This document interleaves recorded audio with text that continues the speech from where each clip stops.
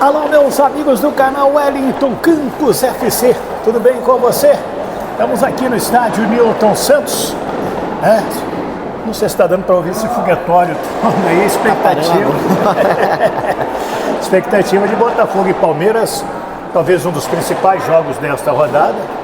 Mas para o Vasco da Gama, todos os jogos são decisivos. E amanhã tem o Cuiabá pela frente. Vamos falar de eleição. Sabe que eu não sou muito de falar de eleição, mas agora o quadro está definido. Vou falar sobre isso também. Tá tudo bem, André? Ô, Thiaguinho? Tudo bem, Wellington. Um abraço para todo mundo aí também. Isso aí. E eu queria falar com o Thiago também um pouco mais a respeito de momento de eleição, porque o Botafogo já teve eleição depois da SAF, ô Thiago? Não, vai ter no ano que vem. Vai ter no ano que vem, né? Então o Vasco vai... O Cruzeiro teve agora e o Vasco vai experimentar dele a primeira pós-SAF, né? E o Botafogo vai ter ano que vem, só que não pode mais ter o mesmo presidente. Mudou. Eram 3 anos, podia ter reeleição, agora 4 anos, um mandato só, tem que vir outro presidente. Legal.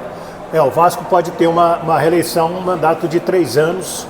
A gente vai tocar nesses assuntos aí também. O que mais que eu vou falar para você?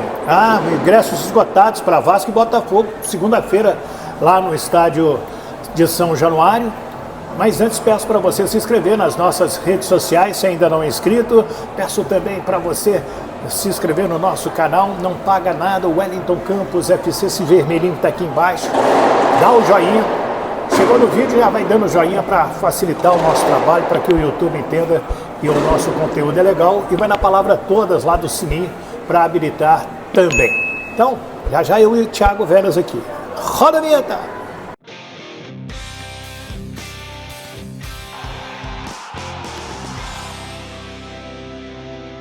Muito bem, minha gente, estamos aqui no estádio Newton Santos. Mais tarde tem Palmeiras e Botafogo, Botafogo e Palmeiras. Thiago, a pergunta que eu vou te fazer não é do jogo. Não. É o que interessa ao Vasco. Tem muita gente pendurada no Botafogo? Tem alguns jogadores importantes, são 4, dentre eles os 2 zagueiros, o Adrielson Cuesta, além do Marlon Freitas e o Eduardo. Nossa. São 4 titulares importantes no esquema do Botafogo. 4 Se, titulares. por exemplo, 2 deles tomarem cartão, já são 2 desfalques sentidos, né, se isso acontecer, no próximo jogo, que vai ser o clássico com o Vasco em São Januário. E o Botafogo tem um jogo à vera, né? Então, não tem como se poupar, é o que acontecer dentro de campo, se doar ao máximo. Antes de pensar lá na frente, tem que pensar primeiro no Palmeiras, é o que acontecer, faz parte do futebol. O Vasco tem, antes desse jogo com o Cuiabá, ele tem 11 jogadores pendurados. Muita gente. Léo Jardim, Robson, Léo, Zé Gabriel, o Prachedes, o Jair vai cumprir a automática, o Serginho, o Gabriel Peck, o Sebastião, Puma Rodrigues e o Zé Vitor. Toda essa galera pendurada vai para um jogo bem complicado contra o Cuiabá, né? Aliás, Thiago, você viu o Cuiabá contra o Botafogo, ele se valeu daquele gol e das defesas do Walter. Esse é o resumo da partida para você? O Cuiabá naturalmente fez a estratégia dele, né? Veio pro jogo, se fechou, foi um time competente defensivamente. O Botafogo tem muito volume, né? Um time muito criativo, tal, que sempre joga com muita intensidade, muita velocidade. Aliás, é uma característica do Botafogo ser o que a gente chama de um time reativo, né? É aquela defesa bloco baixo, sai com muita velocidade em meio campo para abastecer os pontas e essa bola chegar na frente para o Tiquinho Soares. Com o Cuiabá se fechando, ficou mais difícil do Botafogo encontrar esse espaço. E aí não dá nem para dizer que o Cuiabá montou essa estratégia. Ele fez valer o jogo dele. Logicamente o Cuiabá não ia chegar aqui todo aberto, não ia fazer não ia ter uma situação de jogo tão diferente assim contra o Botafogo, né? E é um time que tem bons jogadores, lá na frente tem toda uma experiência do Davidson, uma boa fase. O Pita que fez o gol, um carrasco do Botafogo, que ele não faz com os outros, ele faz com o Botafogo. Isidro Pita. Agora você vê que é um time que hoje tem uma pontuação, talvez mais um jogo, uma vitória e um empate, mais 2, então no caso, o Cuiabá praticamente vai se garantir na primeira divisão, né? Não é um jogo fácil. O Vasco vai ter que jogar muito bem fora de casa. Porque na reta final todo jogo, aliás, é difícil, né? Cada time tem sua pretensão e sempre mais complicado. É verdade. E o Walter, que pegou demais contra o Botafogo. Eu vi umas defesas dele, assim, eu não acredito que essa bola não entrou. Ele fez pelo menos duas. Uma no primeiro tempo do Eduardo, que ele abriu bem o braço, saiu abafando, e uma no segundo tempo, que foi uma cabeçada do Tiquinho. Além de um chute de fora, essas duas defesas foram, assim, defesas sensacionais. Ele tomou o terceiro amarelo, não joga, vai jogar o reserva dele imediato, que é o João Carlos, e que levou gols em todas as partidas que ele disputou. Já o Vasco tem um atacante, Sebastião Ferreira. O último gol dele foi no dia 9 de outubro do ano passado. Duelo interessante, então, né? tem quase 1 ano e 1 mês que ele não balança as redes. Então, se ele for a opção para o lugar do Verratti, vamos torcer muito para que ele faça o gol da vitória. Né? Porque só a vitória resta saber quem comemora mais. Se é o goleiro que o atacante não marca há muito tempo, ou se é o atacante e o goleiro leva gol todo jogo. Tem que saber quem que vai comemorar mais essa história toda aí. E acho que o Vasco tem que torcer por uma vitória hoje do Botafogo, até para que o Botafogo fique mais confortável na ponta do Brasileirão, com um jogo a menos, abrindo aí do segundo, que é o Palmeiras, né, até amanhã para o jogo do Bragantino com o Goiás. Então, o botafoguense tem hoje a torcida dos vascaínos para depois, naquele clássico de segunda-feira, 19 horas, lá em São Januário, para que tenhamos um grande jogo. Aliás, o Botafogo topou jogar em São Januário, né, evitar uma viagem, evitar o gramado que não está tão bom assim lá no estádio Raulinho de Oliveira, né, Thiago? O Botafogo não gosta, não é que não gosta de ir lá pelo local por nada, mas o gramado de São Januário realmente é melhor, apesar de se tornar um caldeirão no estádio do Vasco, a maior torcida vai ser do Vasco, mas tanto que o Botafogo vai jogar na sequência com o Grêmio, em São Januário. Aí não vai poder jogar no Newton Santos aqui, né, por causa de um show, então vai jogar lá. E os ingressos esgotados em pouquíssimas horas para Vasco e Botafogo, segunda-feira em São Januário. Agora, desculpa, tem só um detalhe, né? Independentemente até do resultado hoje aqui, mas tem uma... lógico que o Botafogo vencendo dá um respiro, ele entra no clássico com um pouquinho menos de pressão, mas essa pressão existe até o final agora do campeonato, né?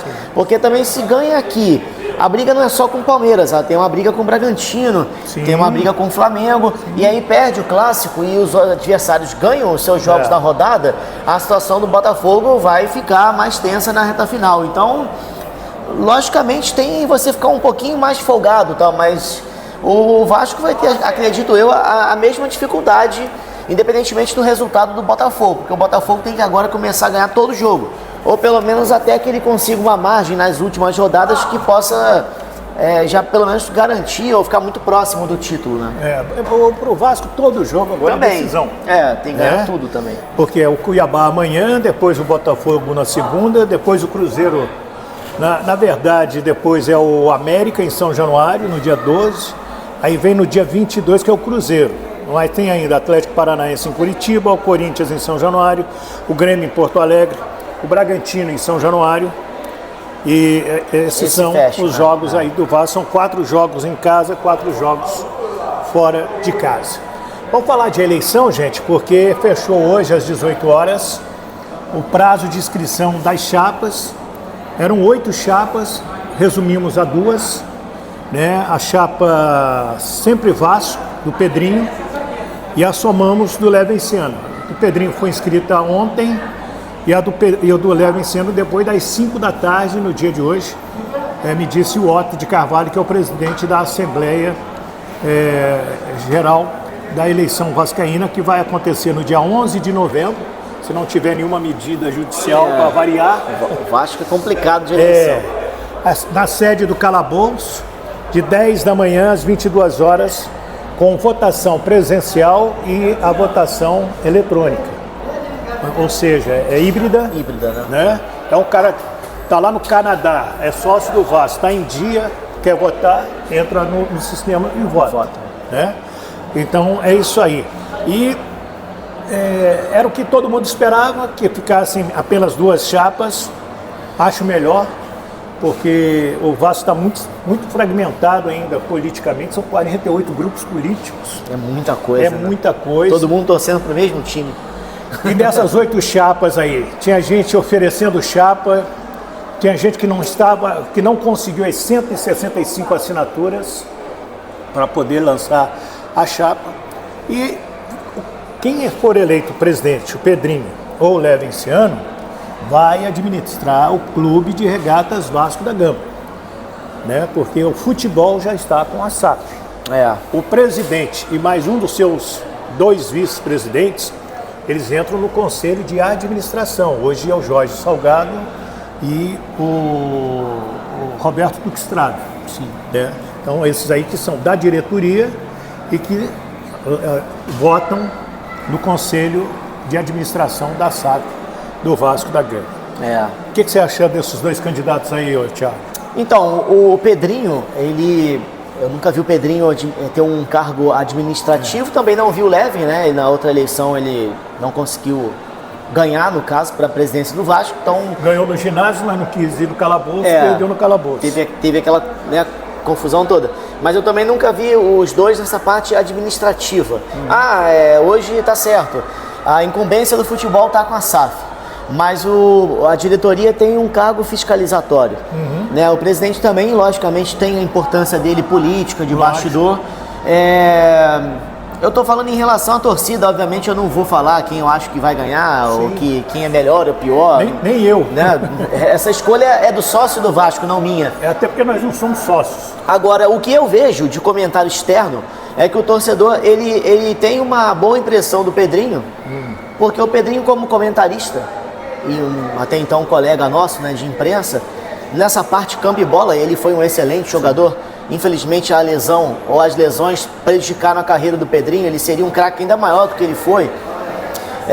O Pedrinho é um cara muito esclarecido, muito inteligente, ele sabia se comunicar muito bem. Então, se ele realmente for para essa parte administrativa do que ele fazia na imprensa como comentarista, o Vasco vai estar bem servido de um bom presidente, fora um cara que conhece muito bem o clube. O Levenciano é um cara que há muito tempo tem essa militância também na política do Vasco, se juntou a várias outras chapas, né? Aliás, houve composições das 2 chapas, e é um cara que mudou um pouco o perfil. Eu conversei com uma pessoa até que é próxima do Levenciano, um dia, sem querer, eu acabei encontrando, e o que a pessoa me disse foi assim: olha, a gente está mudando um pouco o perfil, porque na outra eleição, você vai se recordar, ele foi meio que o Montenegro do Botafogo, quando anunciou o Yaya Touré. O Yaya Touré acabou deu uma pernada nos 2, né? Ele fez Botafogo e no Vasco. Ele fez uma lista de contratações que não vieram. É porque o Montenegro anunciou ele no Botafogo, depois ele estava no Vasco, acabou que ele não veio para o Botafogo, ele também não veio para o Vasco. O Levin foi aquele presidente na campanha que falou de nomes, né, mirabolantes e tudo mais e tal. Então o pessoal que trabalha com ele também reformulando um pouco dessa imagem, né, do que vai ser o Levenciano, o que tudo indica nessa campanha. Então são 2 nomes. O Levenciano já concorreu, o Pedrinho não, mais novos no caso para o Vasco, né, quem foi eleito presidente. E importante na diretoria para fazer esse papel fiscalizatório e também, se for o caso, né, promover outras modalidades, assim como o Vasco hoje tem uma parceria e está de volta no NBB, o Botafogo também, por ele, está voltando o clube NBB. Eu já sei que o Botafogo ano que vem não é a Liga Nacional de Futsal, a Liga Futsal no caso, mas vai jogar a Liga da Federação Nacional de Futsal. O Botafogo vai voltar, vai ter um time também. Legal. No vôlei foi um esporte que o Vasco teve feminino e masculino naquela época do Eurico Miranda muito forte, muito vitorioso, né? Batia de frente com o Flamengo aqui nessa rivalidade do Rio de Janeiro. Então é interessante que esses presidentes também tenham projetos de outras modalidades que possam fazer o Vasco crescer em outros esportes, que são esportes, né, importantes pra gente, nível Brasil, Olimpíada, como clube como um todo. Além do remo, que é o esporte estatutário. Que é estatutário, né? Nos 2. Sim, nos dois. E a disputa é muito forte, né? Acirrada. Pra gente fechar, o Neymar chegou a Belo Horizonte hoje, vai fazer a cirurgia amanhã no joelho esquerdo, lá no Hospital Mater Dei, onde ele operou ali o 5º metatarso, 2 vezes com o Dr. Rodrigo Lasmar, e agora vai operar o joelho esquerdo. Ele sofreu uma lesão, no ligamento cruzado anterior e lesão também, ou lesões nos meniscos do joelho esquerdo. Vai passar pela cirurgia com a equipe do Dr. Rodrigo Lasmar. Previsão de 9 meses a 1 ano parado, é muito tempo, né, Thiago? Para um atleta é muito sacrificante, porque o dia a dia, né, da recuperação, tudo mais e tal. Tomara que o Neymar volte 100%, e assim, eu particularmente, numa escala, quando a gente faz a análise do Neymar, Eu considero ele um craque, mas eu não coloco o Neymar na escala acima do gênio. E não é demérito, tá? Porque o cara ser craque no futebol brasileiro é uma coisa muito importante. Sim, sim. Mas eu não coloco no gênio. Tem assim, os indiscutíveis, que a gente nem cita, né? Tem os gênios, tem os craques, eu vou fazendo uma escala assim. Eu acho que o Neymar, ele perdeu uma boa oportunidade há alguns anos, ao longo da carreira, de ter um reconhecimento maior do povo brasileiro, de jogar um pouquinho mais de bola em nível profissional. Às vezes ele passa uma imagem um pouco relaxado, um pouco assim mimado em algumas atitudes e tal, enfim. Eu acho que o Neymar poderia ser um pouquinho mais profissional. E se ele tiver essa mentalidade, ele vai agregar ao clube dele. Não sei quanto tempo, se ele cumpre lá 2 anos, né? Se ele depois volta a jogar na Europa, enfim. E principalmente a seleção brasileira. Eu acredito que como atleta no interior, se eu fosse o Neymar, eu teria o tesão, a vontade, né? A sede de ser campeão, por exemplo, com a seleção que ele não tem. Campeão mundial, no caso, né?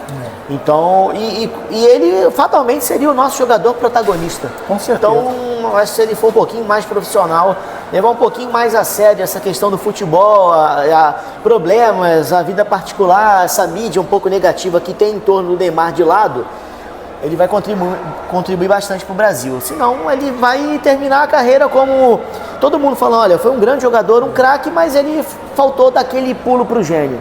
Como o Messi deu agora, como o Cristiano Ronaldo para mim e como nem precisa falar de vários outros do passado. Né? É isso aí. E a sua opinião? Quer falar da eleição do Vasco aí?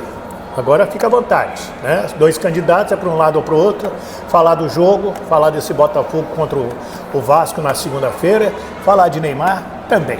Quero pedir para você se inscrever nas nossas redes sociais se ainda não inscrito, os endereços estão passando aqui embaixo, e pedir também para você se inscrever no nosso canal Wellington Campos FC, não paga rigorosamente nada, dá o joinha, vê se tiver vermelho aqui, porque você ainda não é inscrito, você não sabe como é importante estar inscrito no nosso canal e dar o joinha.